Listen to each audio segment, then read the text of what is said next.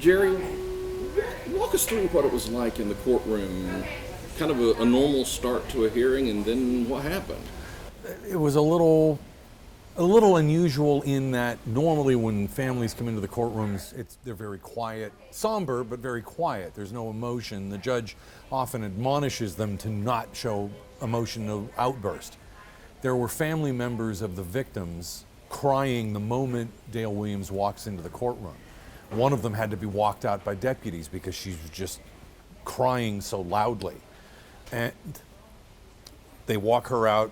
The hearing begins. They call up two other children of the victim, and the one begins to cry. The daughter begins to cry, and they kind of calm her down.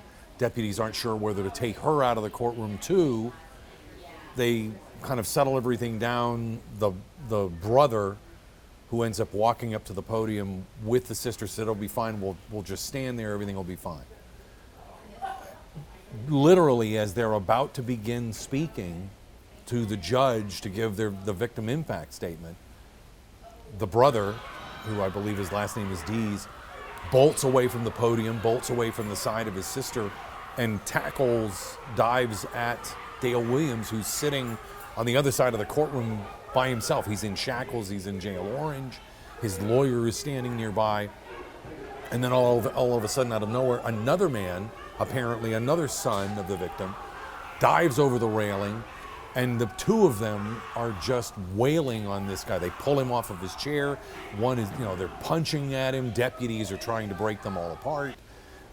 One deputy pulls a taser and kind of points it at the one son who's lying now on the ground, and he stops fighting. The other one had to be tased. You hear the loud popping noise from the taser. The man is laying on the ground screaming because he's just been shocked.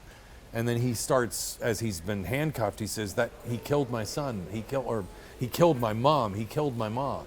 And finally, the dust settles and the deputies clear the courtroom, yelling at everybody to get out. And they lock the doors and everybody's gone. But it was 2 minutes of surreal behavior.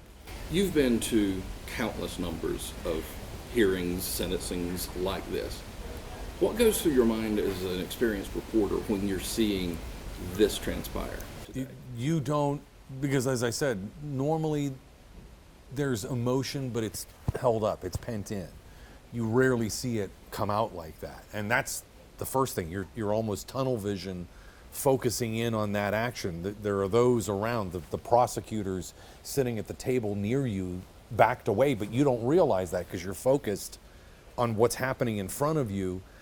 And the reporter instinct as well, you're trying to get a good spot to stand so that you can take pictures with a cell phone, or you can get pictures with a video camera, and there's people in front of you, so you're trying to kind of move around, but still you're focused on what's happening across the room in front of you, and you don't see that.